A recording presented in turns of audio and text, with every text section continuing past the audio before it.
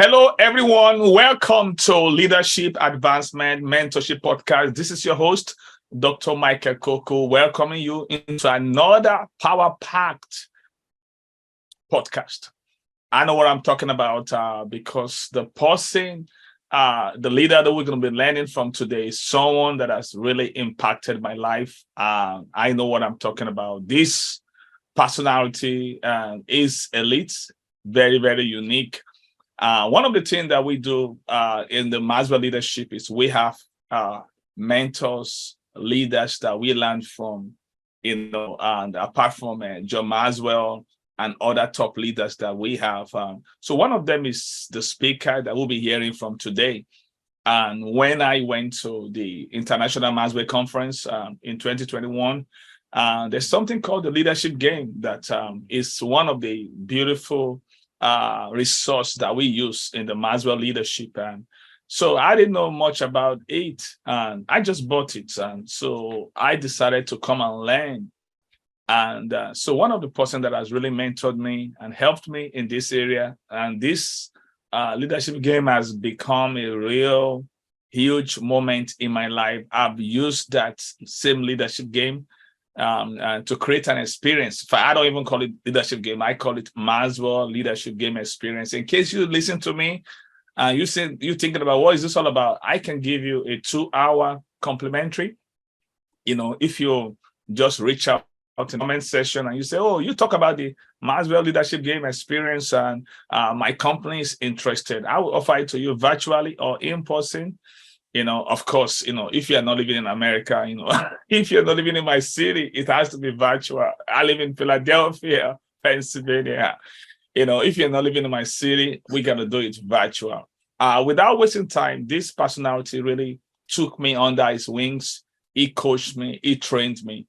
And one of the greatest he gave me was belief. He believed in me so much that to the extent that one day, a fellow Maxwell leadership team member was watching a recorded one that he facilitated, and the lady from Uganda started testing me. I was not even the one facilitating, but that shows the kind of secured leader that is.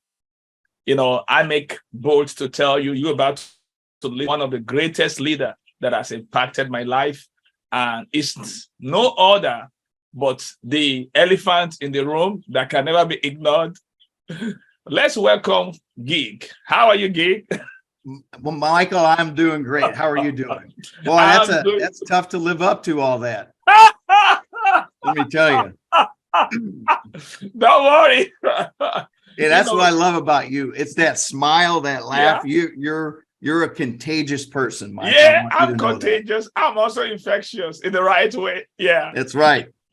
Gig, I believe you can live up to it. I was watching the basketball between Sixers and the Boston Celtics, and the coach, Doc Rivers, was saying that he has to send a text message to one of the stars, James Harden, before the game. He said he has to send a gospel song titled, You Know My Name. He said the goal is to remind him, because the last 2 games that he played, he struggled. The first game, he was exceptional. Now, the first game, he had 45 points, which was really exceptional. Even without the main star, Joel Embiid, they won the game. And that was an away game.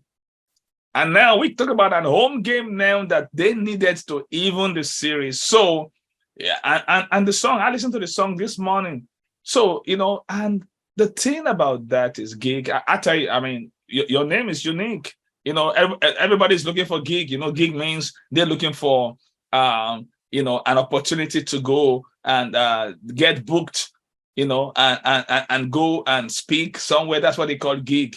I said, I already find Gig. Oh,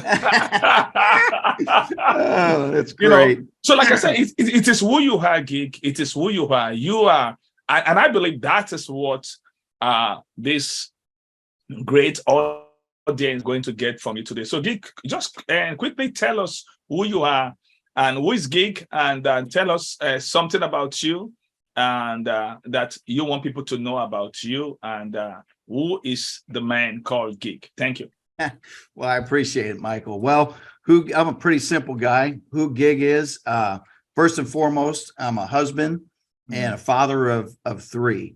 My wife, Casey, teaches. She's been teaching for 20 years. I have three beautiful children, Annie, Abby, and Brady. They're almost all out of the house. My youngest, Brady, is in the Air Force.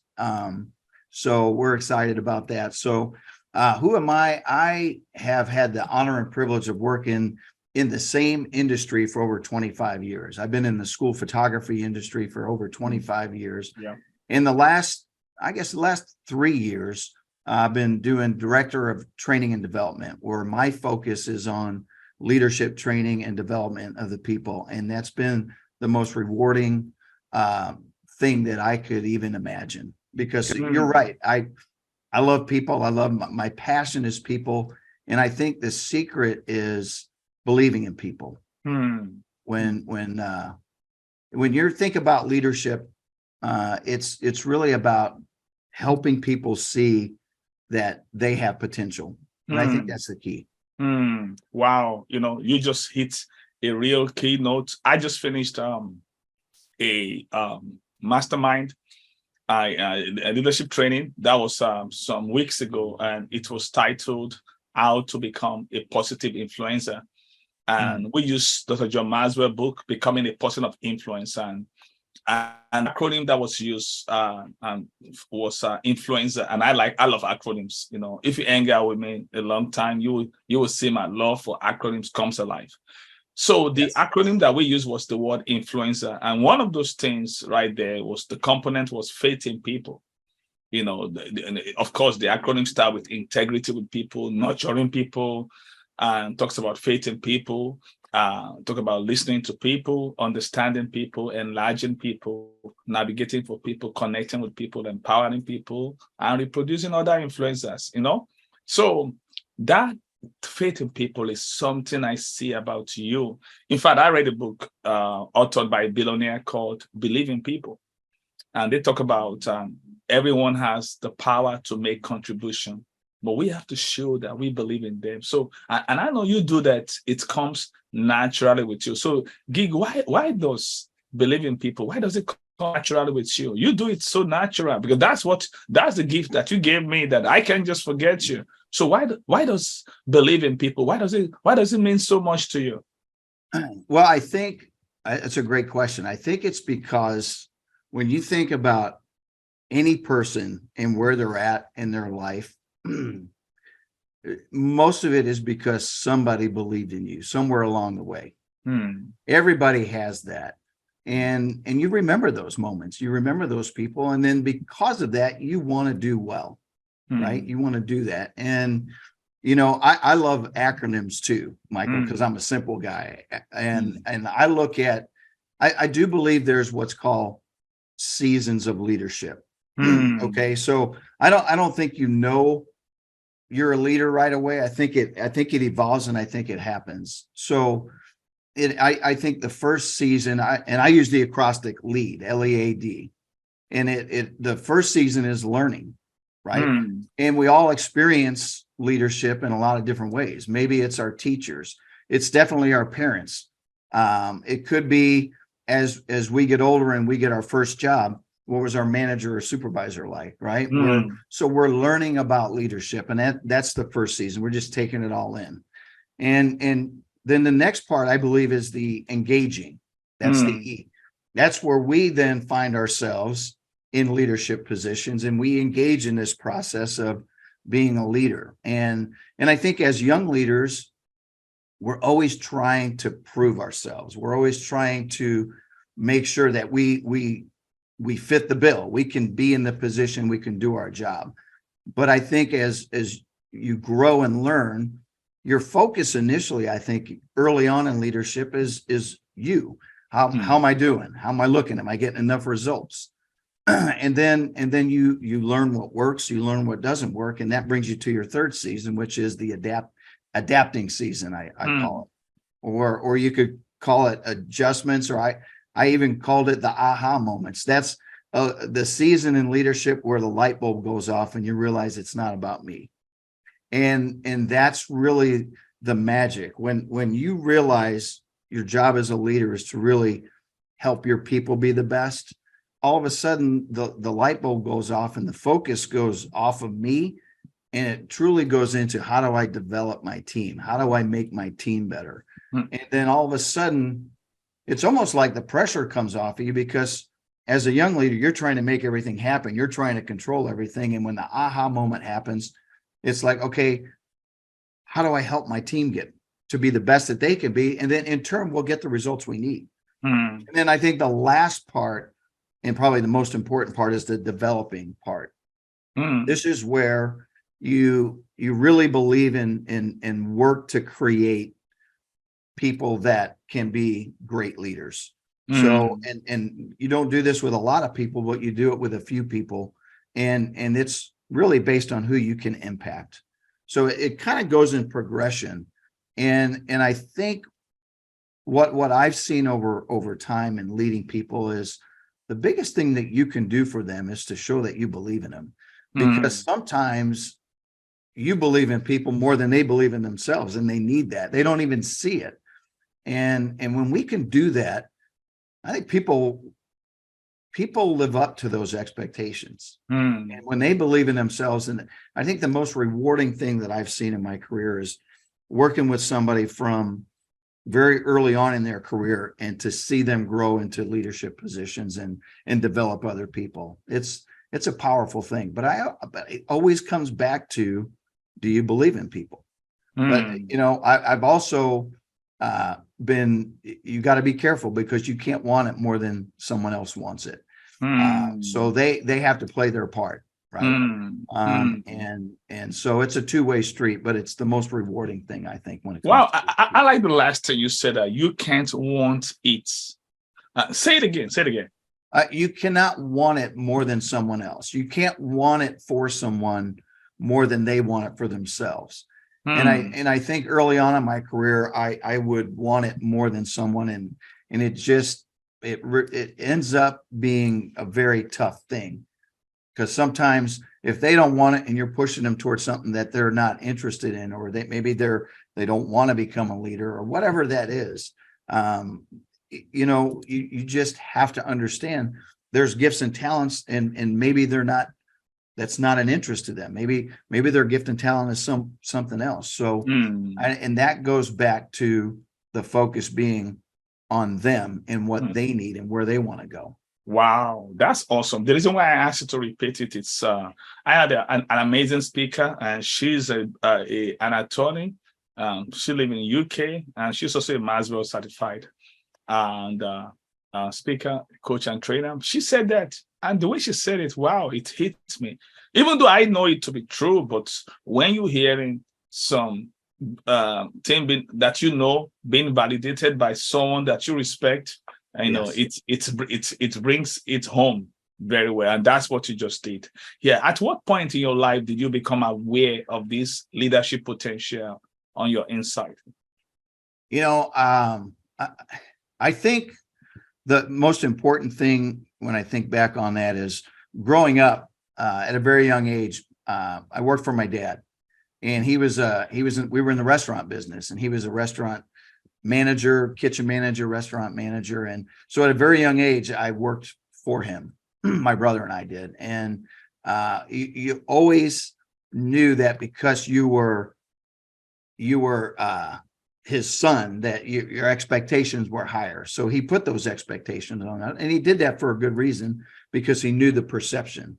And so I think at a very young age, I realized that you got to work for what you want, and you just got to focus on being good at what you do. And I think as your career goes and your journey goes, if you focus on doing your job well, then all of a sudden that attracts people to you. And so you don't even realize it happens. You're just trying to do a good job, and then all of a sudden people are attracted to that, and then all of a sudden you're helping them. And it kind of naturally happens. And then when you really get into focusing on how you can help other people, that's when the light bulb hits, and you're like, wow. As John Maxwell says, leadership is influence. When you realize you have that influence, then I take that very seriously.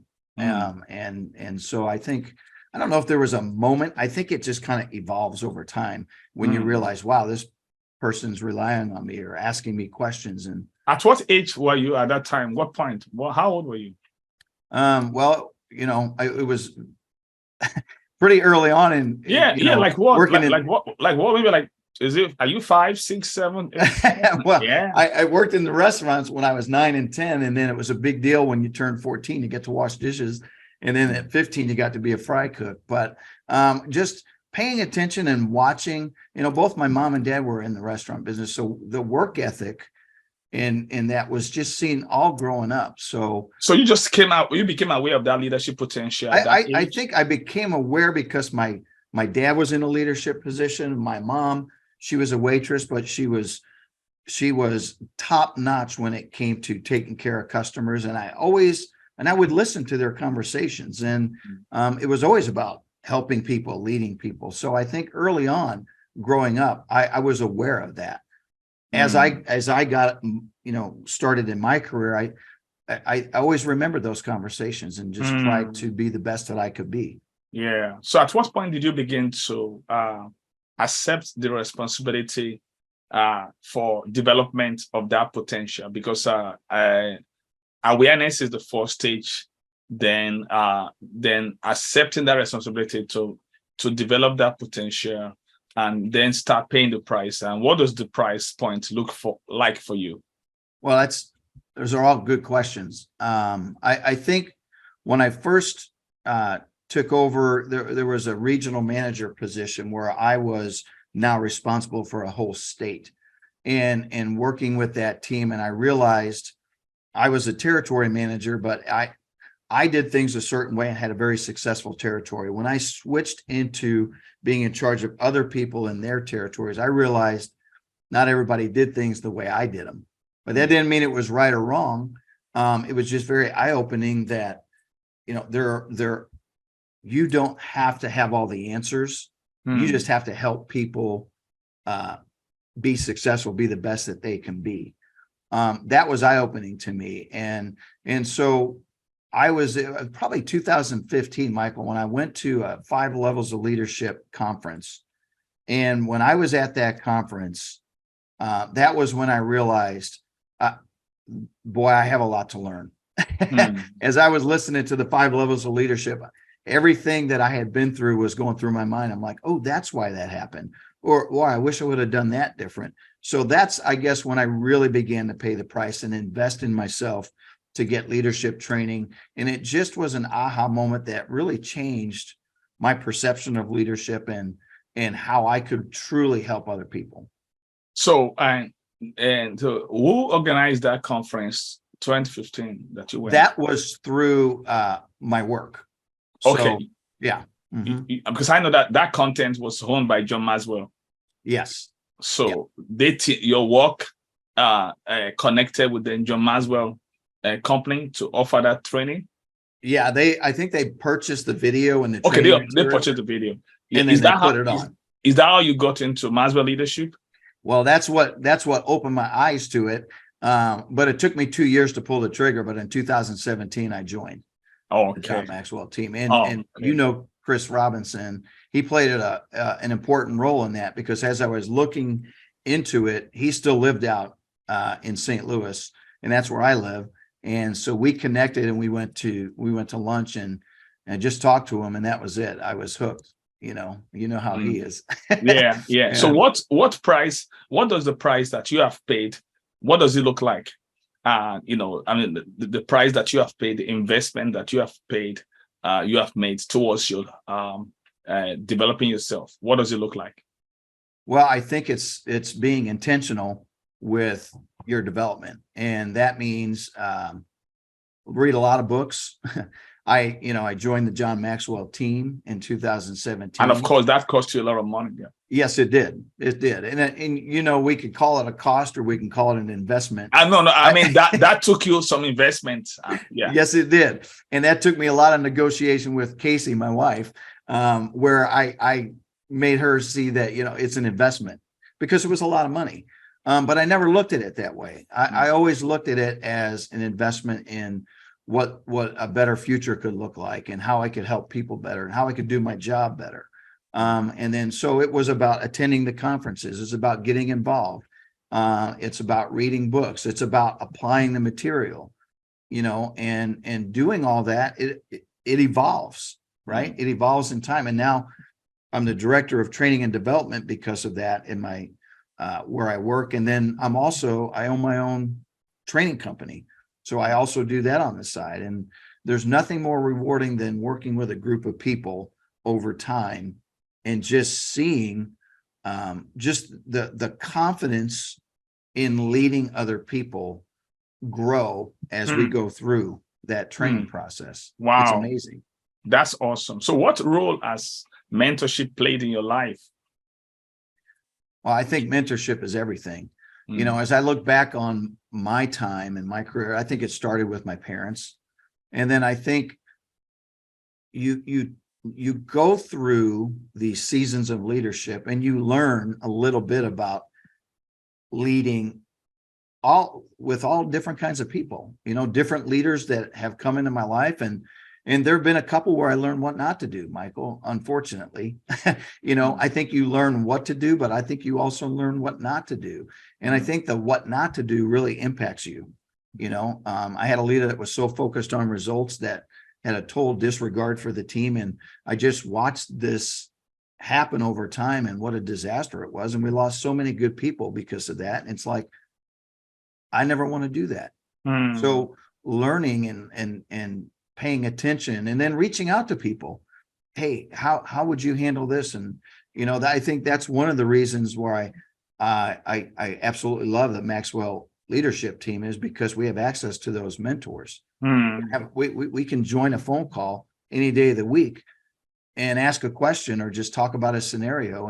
And we have that. We have access to that. It's amazing. Wow. So how will you encourage emerging leaders listening to you about why they need mentorship? Because I believe everyone to succeed in life. I actually learned this from Chris Robinson, and I told him when he was on my podcast, I said, Chris, I got this from you, but I repackage it. He said, oh yeah, give it to me. I said, yeah. And that's become my brand name. So I call it LAMP, LAMP. I believe for people to succeed in life, they need to learn. They need learning. Learning talks about, just learning how things works. And not just learning, like Ben Carson said, in-depth learning. You just have to learn. Learning is key. That's the foundation. Yeah, so you have to learn which brings about the acquisition of knowledge. And then the second one is applied. What you are learning, you have to apply the knowledge. Yeah. So the first one is, you learning and to get the knowledge. Then the second one is you putting it into practice, because that helps you to produce your own personal experience. And Jim Rohn said, better than knowledge is applied knowledge. And a wise man said, knowledge is not power until you apply it. People used to say knowledge is power. No, knowledge is not power. If you don't apply it, and it's not power. It's only power. It's a potential power, but it becomes power when it's in motion, and that's application. And the third thing is mentorship or coaching. And to me, I really believe that because Ben Johnson said something. He said, "He that is taught of himself has a fool for a mentor. He that is taught of himself has a fool for a mentor." So there's a need for mentorship. And I say it this way, mentors delivers us from tormentors. In life, we have mentors and we have tormentors. And the tormentors are people that oppresses us, people that tell us that we can't do it. But we need mentors. Mentors are a breath of fresh air. They are like oxygen to our soul. They are our CEO, our chief encouragement officers. So, and that's very important. Then the last one is peer. People that you taking the journey together, going the same route. As much as mentor is important, the peer factor is so important too. And I give the peer an acronym. I gave an acronym: positive, empowering, and positive, empowering, encouraging relationships. Like both of us now, we are peers. Even though you peer, we peers, but you still my next level mentor because there's some of your peer that we are in Maxwell Leadership together, but I still see that, for me to receive anything from you, there have to be a potential difference, and there have to be a gradient for that anointing to flow, So right. I have someone like that too, Yannick X. I learned a lot from Yannick. Call Yannick, I've learned. So, and there's some people that did the same thing for me, even though they appear, they recognize that, wow, you got something that I need, So I think peer can learn from one another, So the reason why I share those things is all those things are very important. But a lot of people, they just stay on LA and they want to be LA, Los Angeles, and they can go beyond that. And Right. it is when you have everything all together, LAMP, that's when you produce a light. Lamp brings light. They got no light, they are still in the dark, groping in the dark. So the M factor is a big one. Yeah. So can you tell people and encourage them why they need mentorship? Thank you. Well, I think mentorship is probably the most important aspect. And as a leader, if you think you got all the answers, that's when there could be problems. I remember I used to do sales training, and I used to tell people, look, I've been in sales for a long time. I love these training classes because I learn something new every time I do a class, no matter how long I've been in or how long somebody's been selling, you can always learn. And I think it's the same way with leadership. Every time you come in contact with somebody, you can learn. You learn more about yourself when you're working with young leaders, But I think the most important aha moment for me as growing as a leader is you don't have to have all the answers. And as a matter of fact, as a leader, when we learn to ask better questions, we become better leaders. And that's, to me, the essence of mentorship, is realizing that you don't have to have all the answers. And when you see somebody that is, great at what they do, then ask the questions. How did you get there? What did that look like? Much like you're doing on your podcast.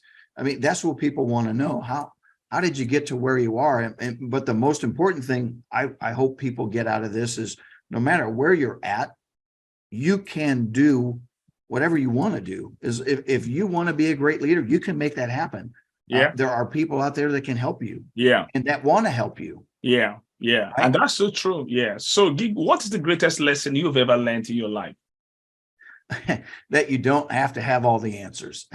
I think the greatest lesson I learned is and we think about personalities. I have a high ID personality, very outgoing. I love to talk. I love to tell stories. And when I've been in sales for a long time, and right out of the gate, I was good at talking about features and benefits and just laying it all out there, but I wasn't real successful. And I remember the aha moment was, what, if you're really going to be successful, you got to tie those features and benefits to what people really want. And the only way to get to that point is to ask questions. And so I slowed down everything and learned to get really good at asking questions. And that was a process too, because I got good at asking questions, but I wasn't great at listening.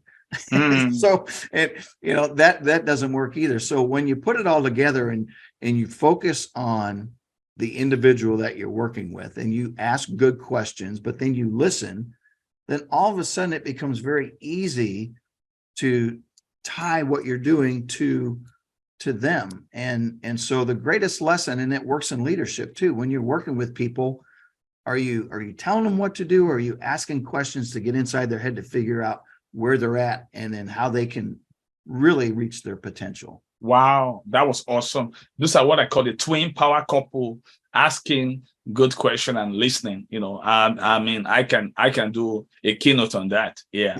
And so what are you learning right now?